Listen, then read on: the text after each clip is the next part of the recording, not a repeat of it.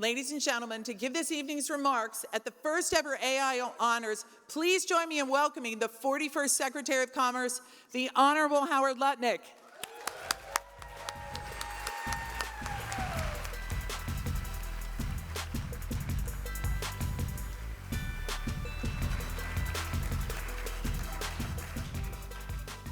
I missed Alexander Hamilton. I mean, and what I think is the best thing about my job is that I get to be in the room where it happens. So the whole Hamilton thing works really well for me. Well, it's an honor for me to be here tonight for the inaugural AI Honors.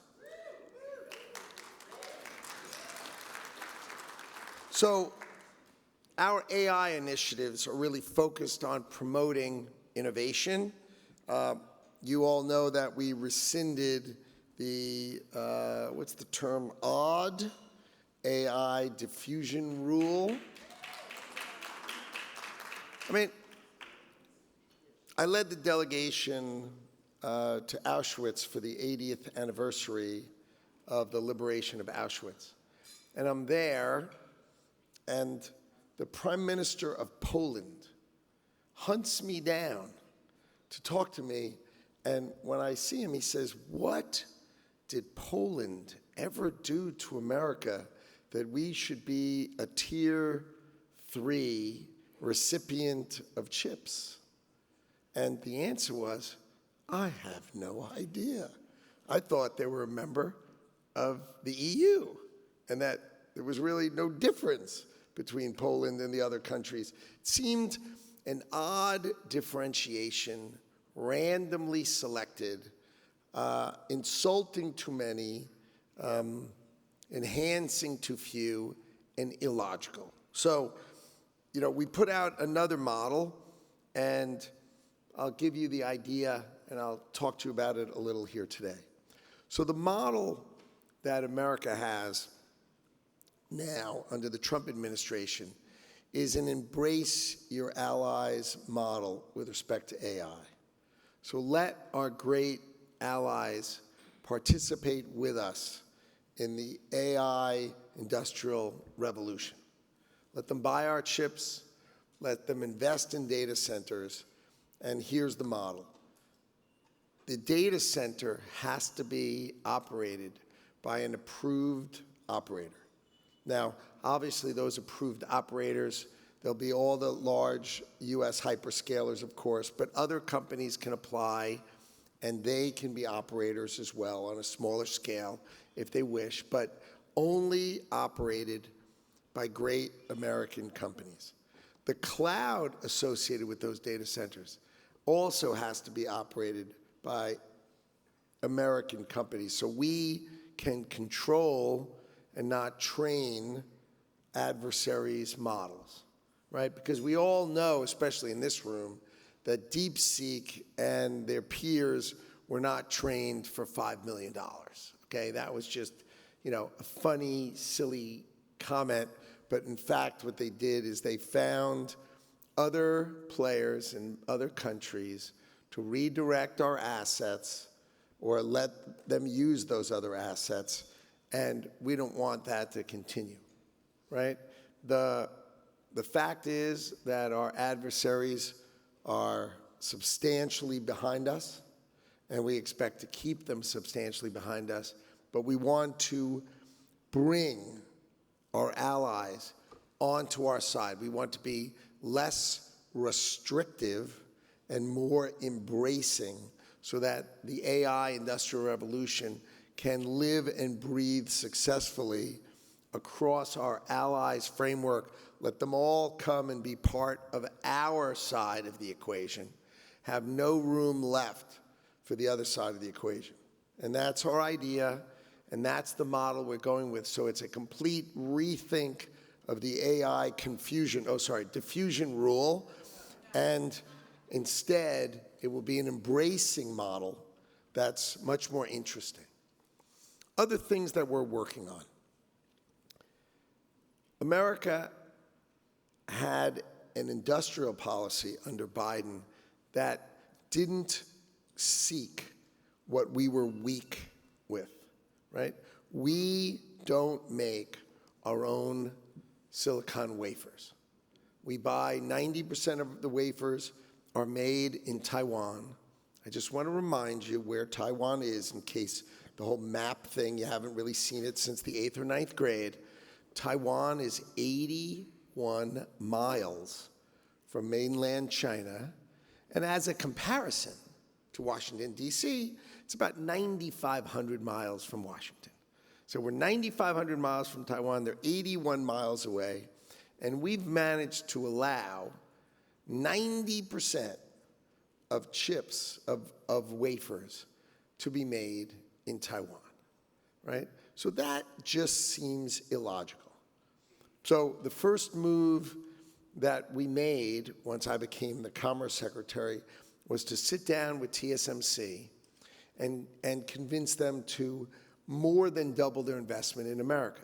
So they increased their investment. They had committed to $65 billion, and they increased that investment to $165 billion. And $165 billion will produce 1.2 million wafers that goes against our demand for leading-edge wafers of 10 million. So while politically it sounds rah-rah that we got a $165 billion investment in America, which is great, and produce 40,000 construction jobs and 20,000 long-term jobs. I mean, these things are really good, but to solve our risk, it is just the beginning. The fact is, what we need near term in this administration is it possible for us to get to 5 million wafers? And I think what you're going to see is an all-in government focus on solving for the issues that we have left open, that the prior administration did nothing about, and have left the United States of America open or illogically positioned from where we should be. We should be able to make 5 million wafers to take care of ourselves. So if we ever had a war, we could protect ourselves. Because there's a simple way to think about it. If you don't make drones and robots, someday you will be a vassal state to other states that make drones and robots. You can imagine someone attacks you with 50 million drones and you don't make them. That's just not a thing that can happen. So we need to protect ourselves. We need to be thoughtful about ourselves. And the reason I'm telling you this is because I'm pointing out what we've done wrong, and I'm pointing out that we are on it. Another example would be pharmaceuticals. We all learned during COVID the whole supply chain issue. Well, too large a percentage of our pharmaceutical ingredients, it's called a KSM, key starter material, but it's basically just ingredients. Too many of those ingredients are produced by our adversaries. An adversary is someone who doesn't wish us success, roots against us, and roots us harm. So we need to make sure that we, America, are capable of taking care of ourselves. We need to make sure that our ingredients are here.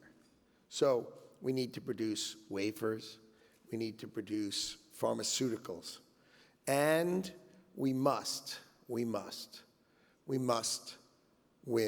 the AI race and the quantum race. These are not things that are open for discussion. These things are required. So the third thing this administration is going to be focused on is building another terawatt of power in the United States of America, right? We have about 1 to 1.1 terawatts of power in the United States today. And it is the administration's goal that we are going to focus on, can we produce another terawatt of power in the United States of America? And one of the ways we're going to do that is we are going to allow these giant AI data centers, and this group knows better than almost any other group the power necessary to drive these data centers is awesome. It's awesome the amount of power they draw. And it can't be that the United States of America is balancing its citizens operating their refrigerator or a data center. That is just not a practical solution. So the practical solution would be to allow data center operators to build their own power generation sites adjacent to their data center.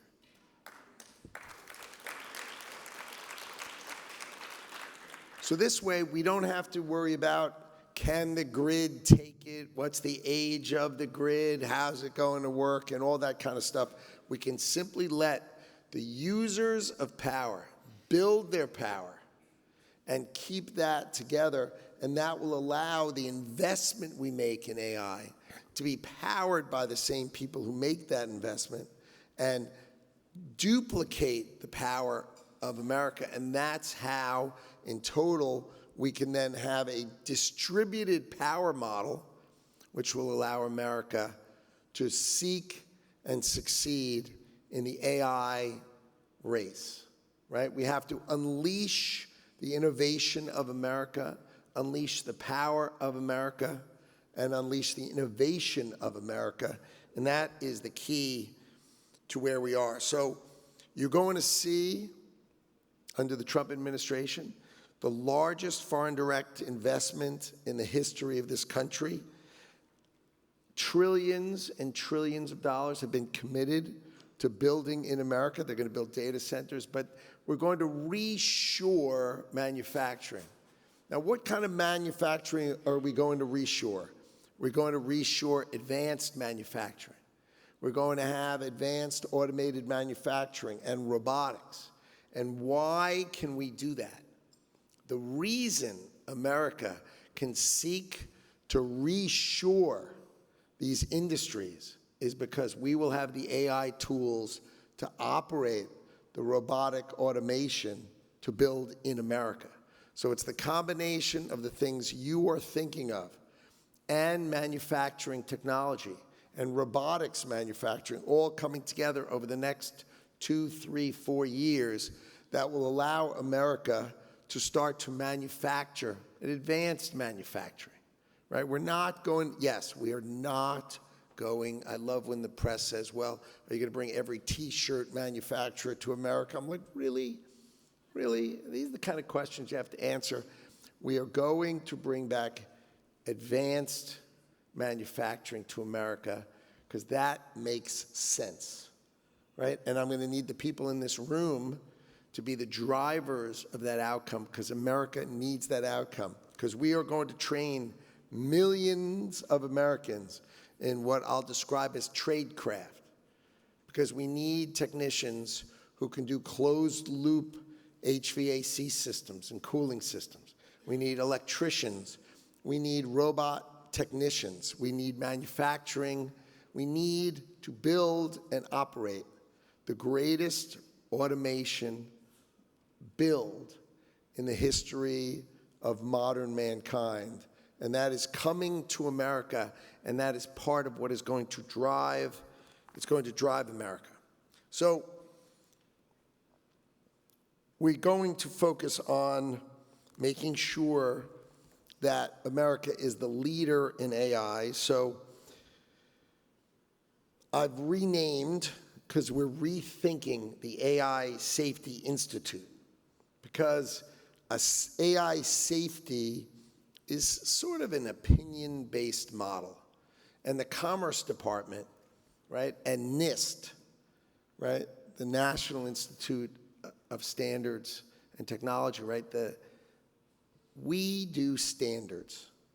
And we do, most successfully, cyber, the gold standard of cyber. So let's embrace what we're great at. And we are announcing the Center for AI Standards and Innovation to be the standards.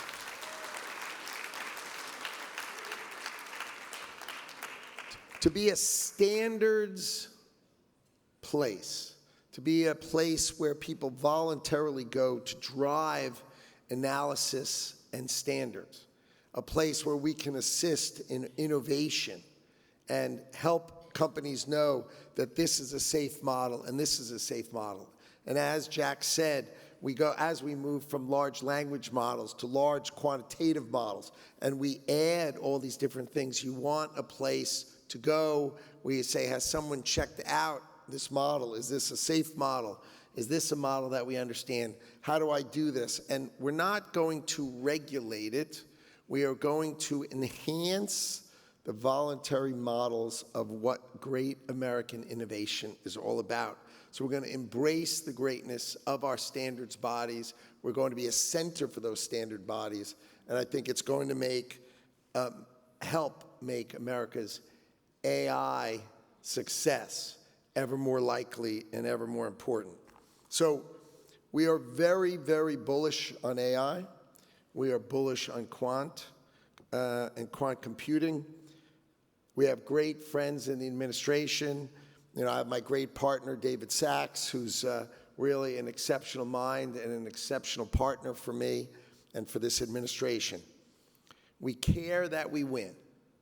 We are focused on providing the power necessary for you to do it, to have the infrastructure for you, and an administration that embraces AI, is not afraid of including our allies in it, is going to help drive your success. So I am honored to be here tonight. I am honored to be in your presence. I think this is exactly the kind of evening that is really fun for me to get dressed up and go visit. So thank you all for having me tonight.